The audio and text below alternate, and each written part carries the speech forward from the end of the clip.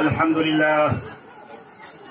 لله نحمده ونستعينه ونستغفره ونؤمن به ونتوكل عليه ونعوذ بالله من شرور أنفسنا ومن سيئات أعمالنا من يهد الله فلا مضل له ومن يضلل فلا هادي له وأشهد أن لا إله إلا الله وحده لا شريك له وأشهد أن سيدنا ونبينا مولانا محمد عبده ورسوله أما بعد أعوذ بالله من الشيطان الرجيم بسم الله الرحمن الرحيم يا أيها الناس اتقوا ربكم الذي خلقكم من نفس واحدة وخلق منها زوجها وبث منهما رجالا كثيرا ونساء واتقوا الله الذي تساءلون به والأرحام إن الله كان عليكم رقيبا وقال تعالى يا أيها الذين آمنوا اتقوا الله حق تقاته ولا تموتن إلا وأنتم مسلمون وقال تعالى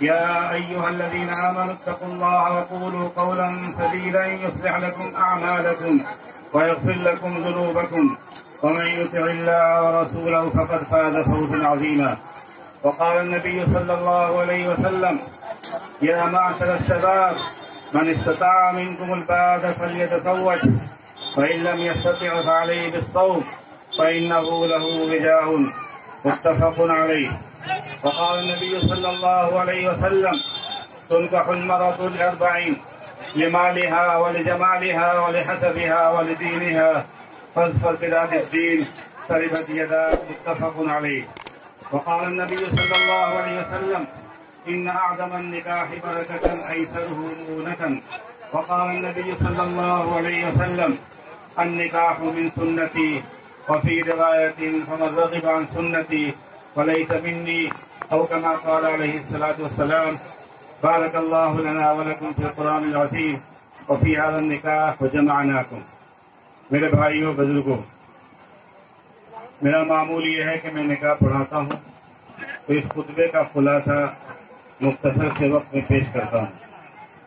وقت نہیں ہے کہ تفصیلی بیان ہو کیونکہ مجھے بھی جانا ہے اور آپ حضرات بھی پریشان ہوں گے. بہت دیر سے آپ بیٹھے ہوئے ہیں، اس لیے میں آپ حضرات کے وقت کا خیال رکھتے ہوئے میں اس خطبے کا خلاصہ پیش کر رہا ہوں. یہ خطبہ اسی لیے پڑھا جاتا ہے تاکہ اس میں جو کچھ کہا گیا ہے اس پر عمل کیا جائے. لیکن چونکہ ہماری زبان عربی نہیں ہے، ہم قرآن نہیں سمجھتے، حدیث نہیں سمجھتے، اس لیے ہم کو پتہ نہیں کہ اس خطبے میں کیا کہا گیا ہے. لہذا میں مختصر وقت میں اس خطبے کا خلاصہ پیش کر رہا ہوں. دعا فرمائیں کہ اللہ پاک سبوں کو عمل کی توفیق عطا فرمائے. میں نے قرآن کی 3 آیتیں پڑھی. پہلی آیت میں اللہ نے فرمایا اے لوگوں اپنے رب سے ڈرو جس نے تم کو ایک جان سے پیدا کیا، اس سے اس کا جوڑا بنایا اور ان دونوں سے بہت سے مرد و عورت کو پیدا کیا. ڈرو اللہ تعالیٰ سے اور رشتہ داریوں کا خیال رکھو، یقیناً اللہ تمہارا نگہبان ہے.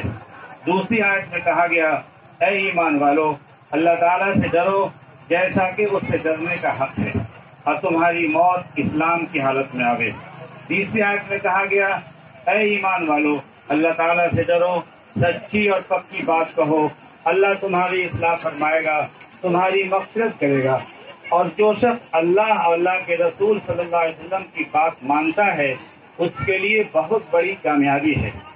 یہ تینوں آیتیں خطبہ نکاح میں پڑھی جاتی ہیں، اس لیے پڑھی جاتی ہیں کہ اس میں اللہ سے ڈرنے کا حکم دیا گیا ہے. اور ایک اجنبی لڑکی اپنے ماں باپ کو، بھائی بہن کو، دوسرے رشتہ داروں کو، گھر و بار کو چھوڑ کر آپ کے گھر میں اجنبی بن کر کے جا رہی ہے. وہاں پر اس کا کوئی نہیں ہے. معاشرے میں عام طور سے عورتوں کو کمزور سمجھا جاتا ہے، لونڈی باندی خادمہ ملازمہ سمجھا جاتا ہے، اور لونڈی باندی خادمہ ملازمہ سمجھ کر بات بات پر ظلم کیا جاتا ہے. روٹی جل جائے تو ظلم، نمک زیادہ ہو جائے تو ظلم، وقت پر ناشتہ نہ ملے تو ظلم، گھر میں جھاڑو نہ دے تو ظلم، ساس اور نند کی خدمت نہ کرے تو ظلم. یہ آیتیں پڑھ کر کے بتا دیا جاتا ہے کہ دیکھو تمہاری بیوی کمزور ہے لیکن تمہارا خالق و مالک جس نے تم کو پیدا کیا وہ تم سے زیادہ طاقتور ہے، اس کی عدالت میں تمہیں جانا ہے. اس لیے اپنے خالق و مالک سے ڈرتے رہنا اور اپنی بیوی کو کمزور سمجھ کر کے اس پر ظلم مت کرنا.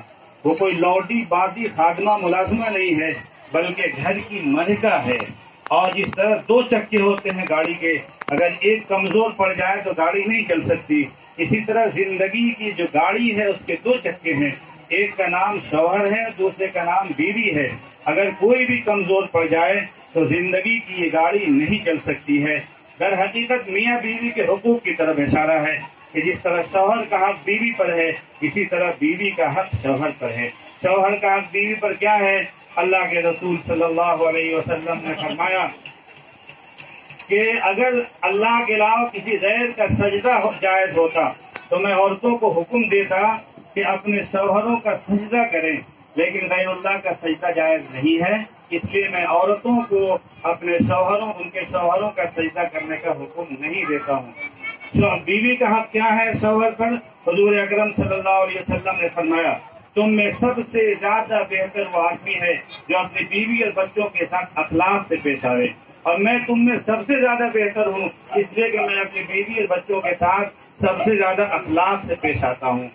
آپ کی بیوی حضرت عائشہ صدیقہ رضی اللہ تعالیٰ عنہ کہتی ہیں کہ حضور اقدس صلی اللہ علیہ وسلم میرے ساتھ ایک دسترخوان پر بیٹھ کر ایک برتن میں کھانا کھاتے تھے، جہاں سے آپ لقمہ اٹھاتے تھے وہیں سے میں بھی لقمہ اٹھاتی تھی تاکہ برکت حاصل ہو۔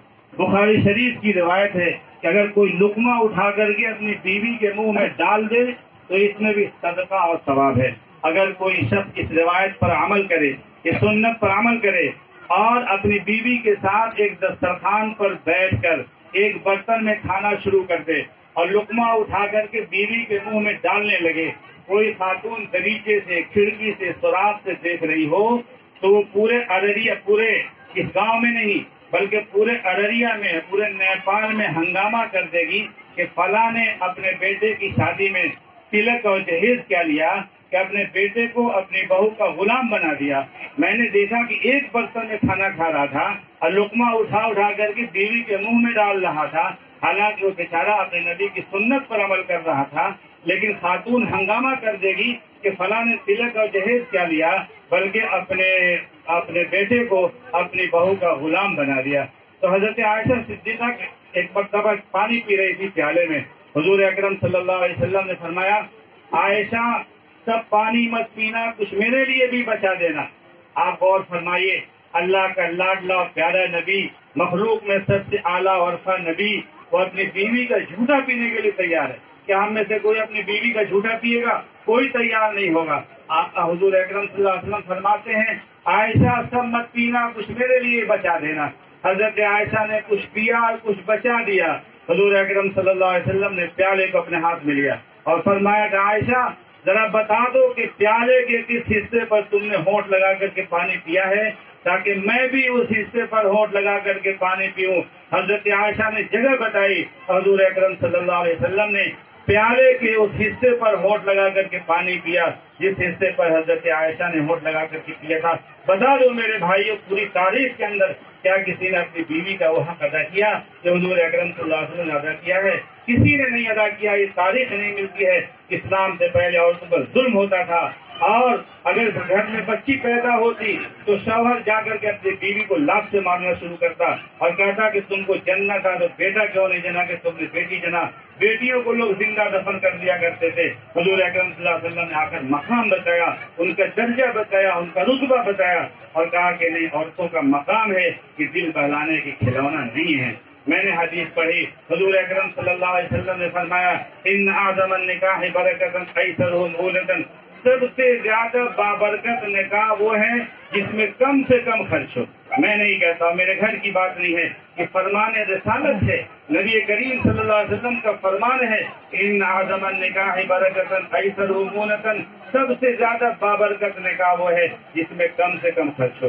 ہم اور آپ کہتے ہیں مولانا آپ کو 1400 سال پہلے پیدا ہونا چاہیے تھا، اس لیے کہ یہ اس زمانے کی بات ہے جس زمانے میں لوگ اونٹوں سے سفر کیا کرتے تھے۔ اب تو ہوائی جہاز سے لوگ سفر کیا کرتے ہیں۔ اس زمانے میں یہ نہیں چلے گا۔ اس زمانے میں سب سے بہتر نکاح وہ ہے جس میں خوب بہترین کارڈ چھپوایا جائے، تمام لوگوں کو بلایا جائے، خوب خرچ کیا جائے، ہم اس کو بہتر سمجھتے ہیں۔ ہمارے نبی نے فرمایا کہ سب سے زیادہ بابرکت نکاح وہ ہے جس میں کم سے کم خرچ ہو۔ میں نے ایک حدیث پڑھی، دوسری حدیث حضور اکرم صلی اللہ علیہ وسلم نے فرمایا کسی لڑکی سے، میں جلدی بات کر رہا ہوں کیونکہ حدیث پڑھی ہے اور قرآن کی آیتیں پڑھی، ان کا ترجمہ کر کے تھوڑا سا میں آپ کو مطلب پیش کر رہا ہوں۔ آپ نے فرمایا کسی لڑکی سے شادی کی جاتی ہے 4 بنیادوں میں سے کسی ایک بنیاد پر، یا تو اس لیے کہ وہ لڑکی بہت مالدار ہے، ماں باپ کی اکیلی ہے، یہ اس نیت سے شادی کر رہے ہیں کہ میرے گھر میں آئے گی تو تجوری کی چابی لے کر کے آئے گی، ہم مالدار بن جائیں گے۔ حضور اکرم صلی اللہ علیہ وسلم نے فرمایا کہ جو مال کی بنیاد پر شادی کرتا ہے اللہ پاک اس کو فقیر اور غریب بنا دیتے ہیں۔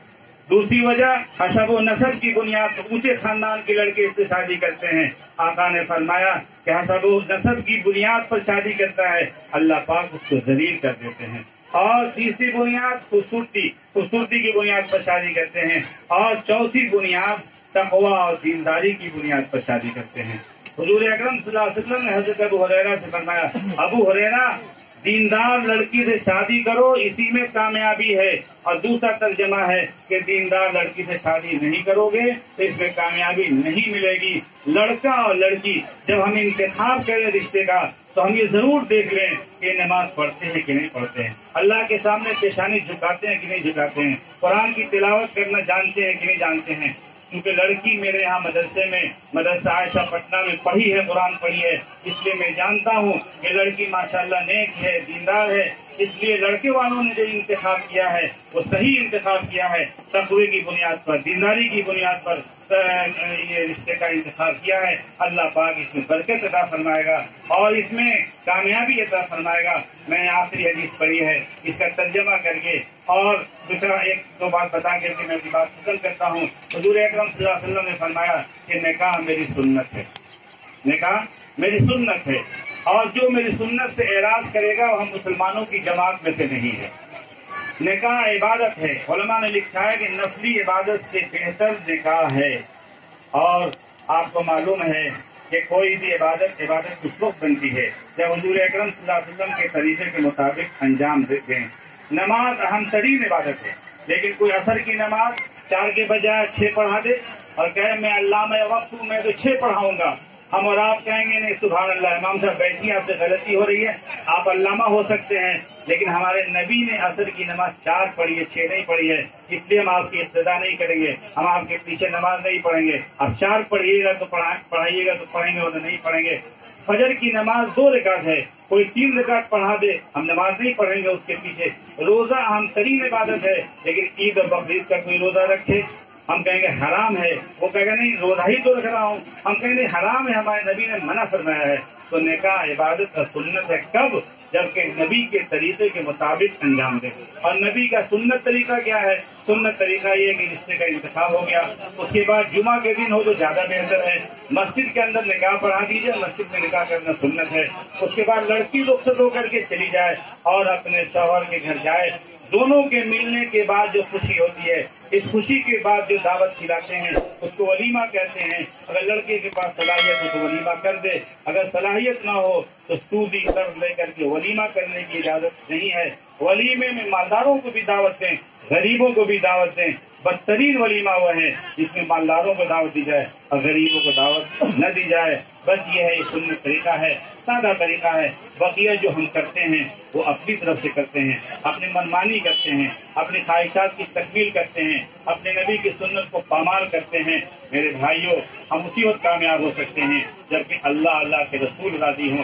دنیا ناراض ہو جائے ہم اس کی پرواہ نہ کریں، اللہ کے رسول کو راضی کر لیں۔ اللہ پاک ہم سبوں کو عمل کی توفیق عطا فرمائے۔